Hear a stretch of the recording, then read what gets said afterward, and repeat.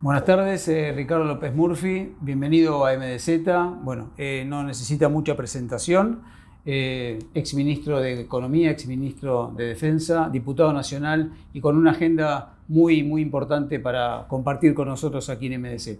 Quería empezar preguntándole cómo ve hoy la situación económica de Argentina. Estamos en días complejos, mucho conflicto social, conflictos en algunas empresas. ¿Qué visión está teniendo sobre esta situación y bueno, qué camino podría tomar?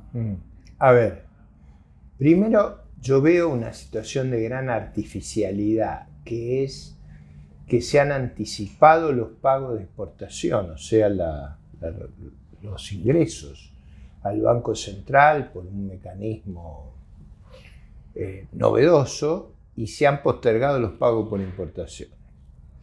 Eso alivia el mes de septiembre, pero arruina los meses subsiguientes.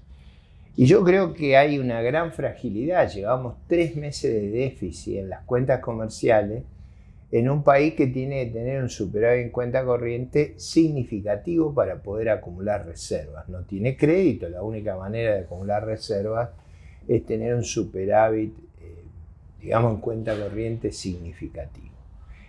En esas condiciones, nuestra política cambiaria está atada a la moneda que más se revalúa en el mundo. Ese experimento lo hemos hecho varias veces, todas las veces terminó muy mal. Es decir, esta artificialidad de la corrección de septiembre o de la obtención de reserva, más la vinculación al dólar, más la acumulación de déficit comercial, más la falta de un superávit que nos permita sanear el sector externo.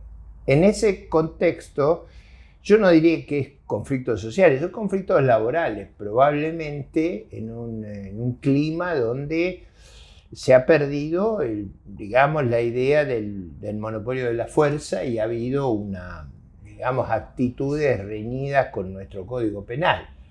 Se ha sometido a las empresas, a los trabajadores que no están identificados con la posición que ha adoptado la conducción del sindicato a una situación de violencia muy grande.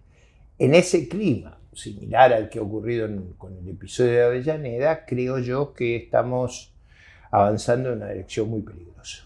¿Imagina de alguna manera una crisis mayor, digamos, al nivel de falta de divisas en los próximos meses, lo que queda de acá hasta fin de año?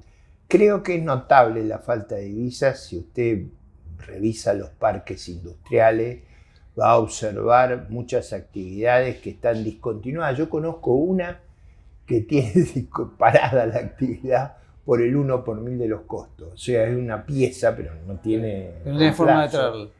Y no pueden traerla. Y bueno, por supuesto, a lo mejor gente más marginal lo haría de contrabando, pero ellos no se animan a hacerlo.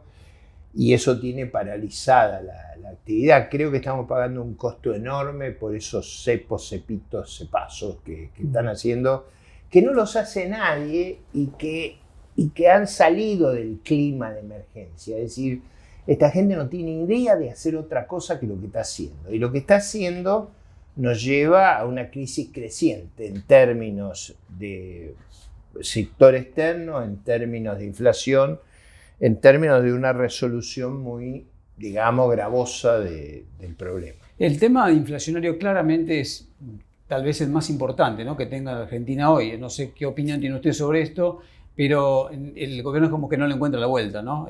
No hay un plan antiinflacionario, no hay medidas, solo parches. ¿Cómo lo ve usted? No, es que yo creo que si uno mira, veamos la cuestión fiscal. El gobierno no puede colocar mucha deuda interna, pero diría, sería una hazaña que colocara un punto y medio del PBI. Tiene un déficit muy alto. A eso hay que sumarle el déficit del Banco Central, que es más grande que el déficit del sector público.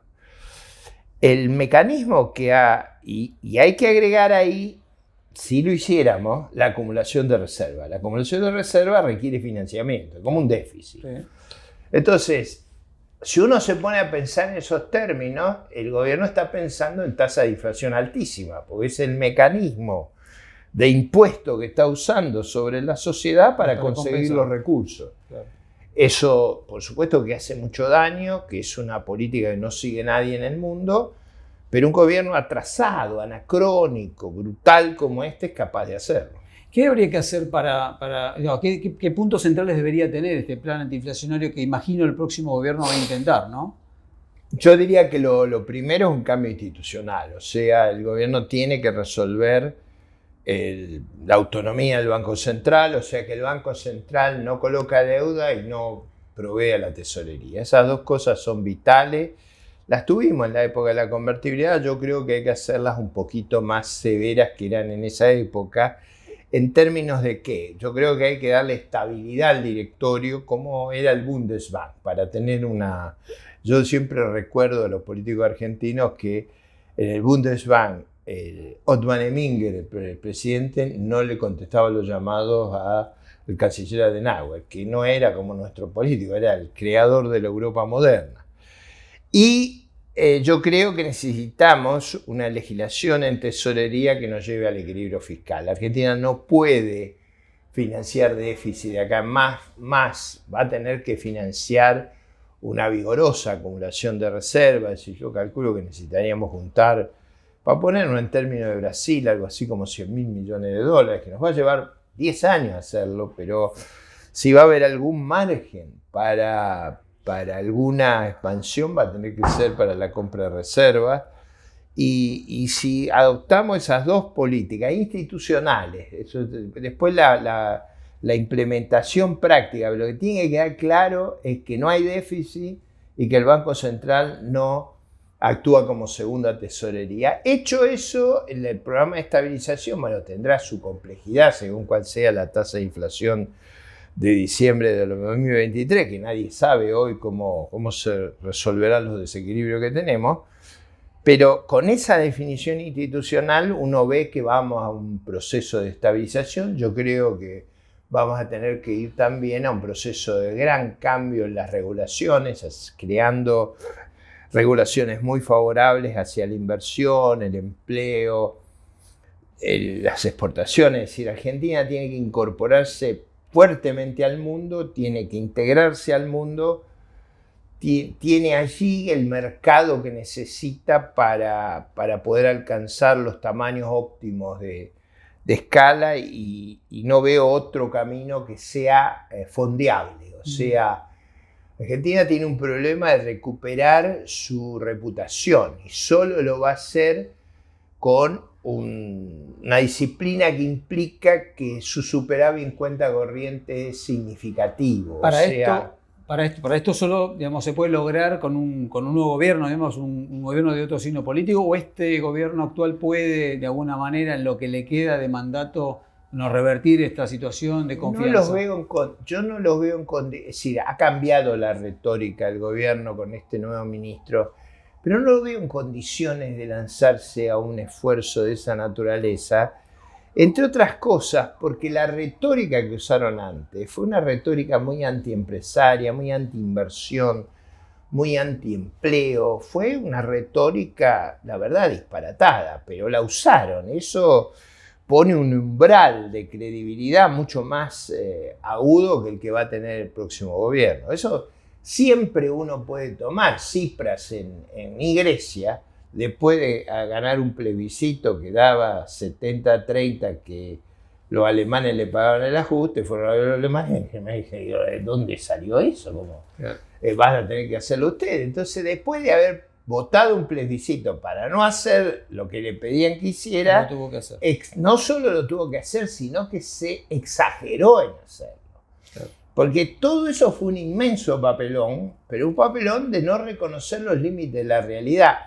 Ahí quiero hacer un énfasis en una cosa técnica que desgraciadamente en el debate no se está viendo. En el año 2015 teníamos 10 puntos de base monetaria y 5 de LELIQ, y PASE. Ahora tenemos 10 de PASE y LELIQ y 5 de base. O sea, los puntos de partida son mucho más complicados estructuralmente. Por eso a Cristina le resulta tan difícil entender lo que pasa, porque no mira los números.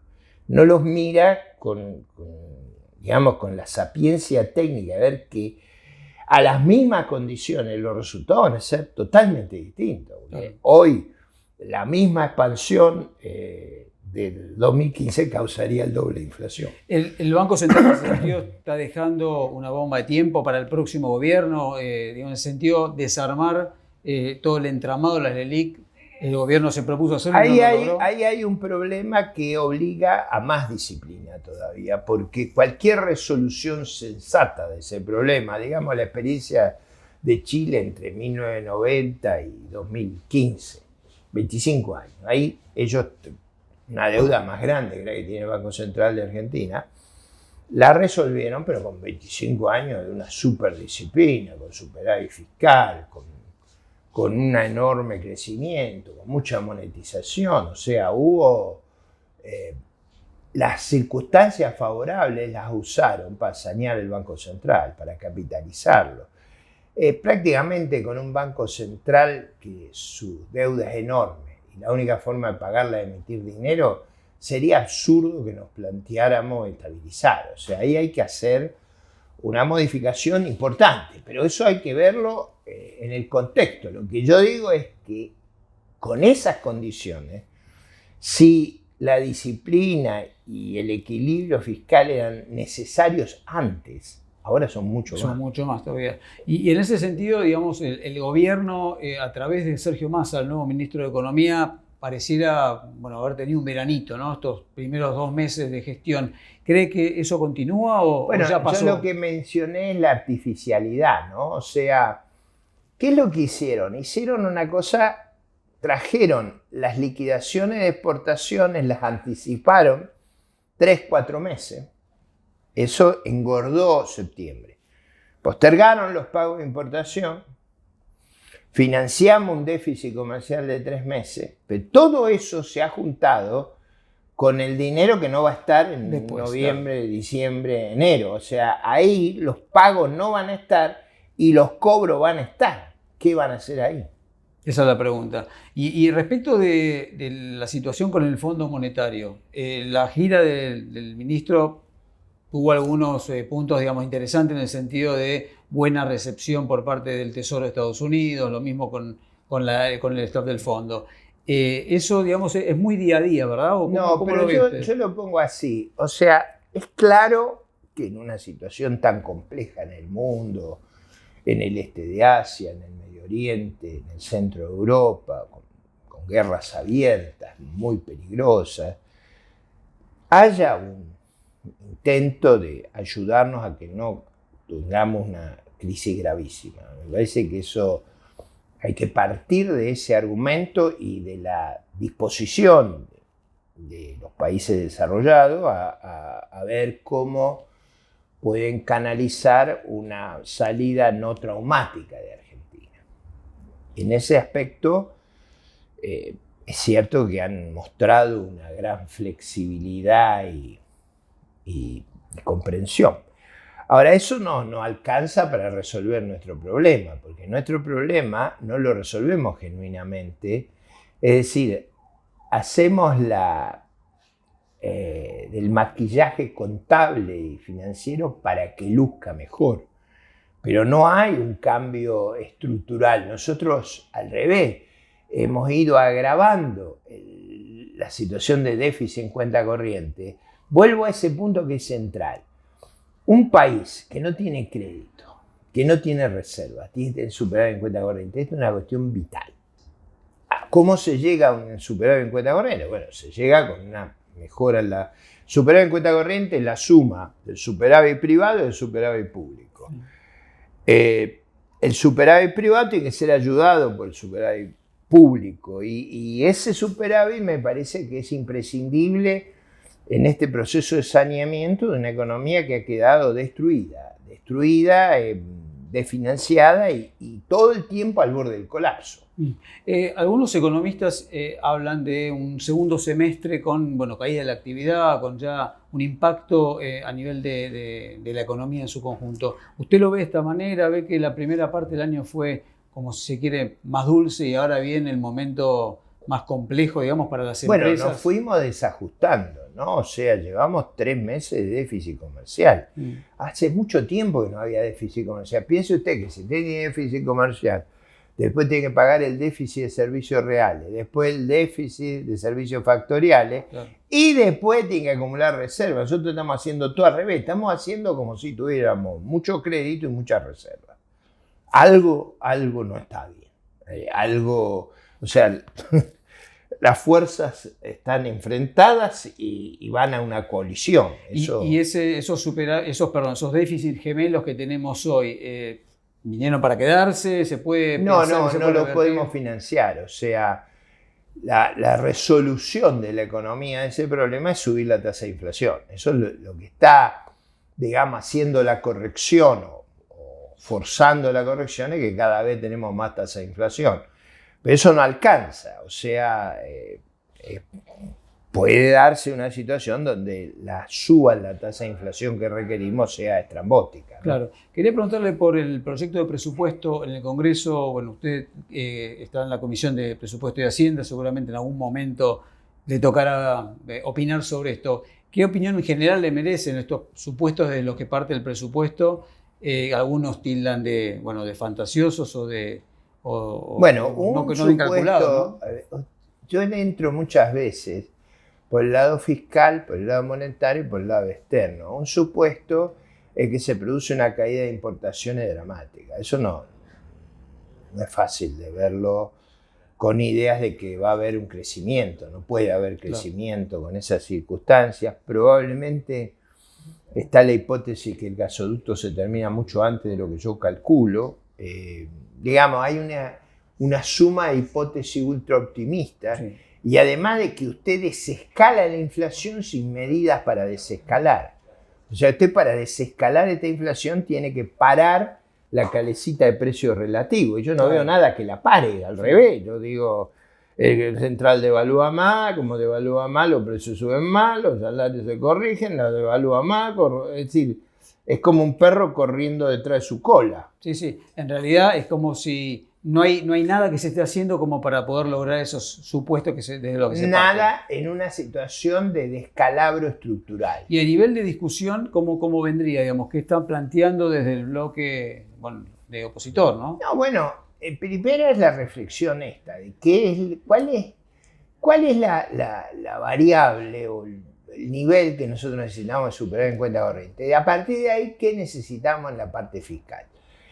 Y a partir de ahí, ¿qué podemos financiar con deuda interna? ¿Qué podemos financiar? Como yo creo que no tenemos acceso, yo parto de la base que tenemos que hacer una igualación de ingresos y egresos. Como la presión tributaria se ha bandeado enormemente, vamos a tener que volver a niveles de gasto inferiores a los que estamos teniendo. Eso me parece inevitable. Una baja de impuestos, que es lo que piden los empresarios en este país, vendría recién después de haber ordenado la macro y, imagino con el próximo gobierno. Antes yo creo que va a haber necesariamente algunos impuestos que bajarlo. Es decir, yo creo que hay impuestos que son muy corrosivos del funcionamiento de nuestra economía. Fíjense la cantidad de contribuyentes de alto patrimonio y de alto pago de impuestos que se han ido del país. O sea, cuando usted haga la cuenta de lo que ha pasado ahí, yo recuerdo que en el debate yo había señalado que en impuestos hay un principio que es, usted puede subir un impuesto cuando no tiene mucha elasticidad. Si usted tiene mucha elasticidad, no lo haga. Claro. Acá se nos fueron todos los contribuyentes importantes. Claro. Y si eso continúa, el daño se sigue haciendo. Entonces yo creo que eso tiene que cambiar, pero el gobierno no está convencido. No se ve todavía. Pero sigo al plano político, estamos de alguna manera entrando ya en un año electoral. Quería saber si usted está pensando en postularse, tiene alguna candidatura, algunos lo proponen como candidato a presidente. Sí, ¿eso puede andar? Eso es inevitable que ocurra. Lo que yo creo es que el debate importante está hoy en la Argentina, en el programa, en la narrativa y en las reglas de juego. O sea, nosotros tenemos que estar en condiciones de superar vallas y obstáculos. Tenemos que estar en aptitud. Si nos concentramos en las candidaturas, no estamos prestando atención a lo importante, que es un programa que actúe de paraguas. Si no, son candidaturas aisladas, son candidaturas sin un mensaje global. Yo creo que lo que nos da unidad y gobernabilidad es unificar el programa y unificar la narrativa y lograr reglas de juego que nos pongan a cubierto de cualquier maniobra perversa de un gobierno que tiene una tendencia a hacer cosas irracionales. O sea, dígame, usted no puede nombrar un miembro de la Corte porque no logra un acuerdo. Y se le ocurre ampliar la Corte para nombrar 11. Es un régimen disparatado. ¿Qué dieron las PASO a nuestro sistema? Básicamente crearon las condiciones de reconstruir un sistema político. O sea, si usted tiene un sistema político absolutamente fragmentado en un régimen presidencial, es una receta segura para la catástrofe. ¿Qué es lo que hace el régimen de las PASO? Fuerza a construir grandes coaliciones. Las grandes coaliciones son los viejos esquemas partidarios, claro, para darle gobernabilidad. Si usted destruyera el régimen electoral, lo que está destruyendo es la gobernabilidad de Argentina. A mí me parece que eso sería inmensamente peligroso. Le pregunto por último, usted habló de unificar un criterio. He leído algunas declaraciones suyas en el sentido de unificar el tipo de cambio. ¿La Argentina puede en este momento avanzar en una unificación del tipo de cambio? Bueno, lo peor que puede ocurrir es que lo hagamos por accidente. A veces ocurren esos accidentes. Si usted se queda sin reserva, se unifica solo. Ese riesgo lo hemos estado corriendo todo el tiempo. Yo creo que ¿hay condiciones hoy para hacerlo? Argentina tiene que parecerse a sus vecinos. O sea, tiene que disciplinarse como sus vecinos. Sus vecinos en la década del 80 tenían inflaciones parecidas a las nuestras, no las tienen más. Entonces yo digo, ninguno de sus vecinos, ni Brasil, ni Uruguay, ni Paraguay, ni Bolivia, ni Colombia, ni Ecuador, ni Perú, ni Chile, ninguno tiene el régimen, digamos, disparatado, troglodita cambiario que tenemos. Pero tampoco lo veo en Europa, tampoco lo veo en Asia. El único país que hay un régimen disparatado como este es Cuba, que es una catástrofe económica. Entonces, yo digo, ¿por qué reproducir sistemas que llevan inexorablemente a la catástrofe económica? Este año va a haber probablemente 200.000 balseros. Eso nunca hubo tanto. ¿Por qué? Pues bueno, el régimen de desesperación que hay en Cuba es tremendo. Es decir, la idea de que nosotros vamos a marchar hacia un sistema hiperintervenido es resignarse a una miseria creciente. Yo no me resigno a eso. Le agradezco su tiempo y hasta otra oportunidad. Gracias.